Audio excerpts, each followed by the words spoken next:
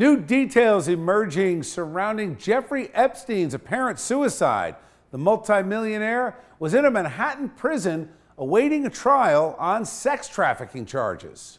An anonymous source close to the inner operations of the facility now telling the Associated Press guards in Epstein's unit were working, quote, extreme overtime shifts the morning of his death. The source claiming it's a result of staffing shortages. Epstein was on suicide watch after officials identified bruises on his neck last month, but he was taken off suicide watch at the end of July. Attorney General William Barr says an investigation into Epstein's death is crucial, saying it, quote, raises serious concerns that must be answered.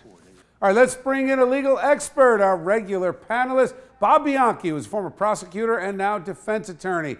Let me ask you first, as a former prosecutor, what goes on now in the case and the victims? Well, as a prosecutor, I am going to personally be looking for all of those other individuals who may have aided and abetted him in this massive conspiracy to solicit and human traffic underage teenage girls, and then get underage teenage girls to get other underage teenage girls, both internationally and through multiple states in the United States, and have them now indicted and facing the music.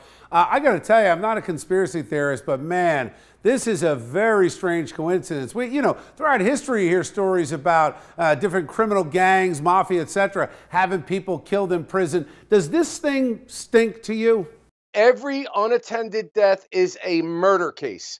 Everyone. Okay. Stop jumping to the divining rod. You go to the scene, you're like, oh, it's a suicide. Oh, it's a medical event. I can't tell you how many times I stop people from making those conclusions, said back up, slow down, let's look at all of the evidence, and if afterwards it's determined that it's a suicide, fine. But we had many things, Bill, that were written off as suicides and medical events that later turned out not only to be murder, but those individuals are now spending the rest of their lives in jail. So we need to go slow with this. Thank you, Bob. We'll see you back here soon.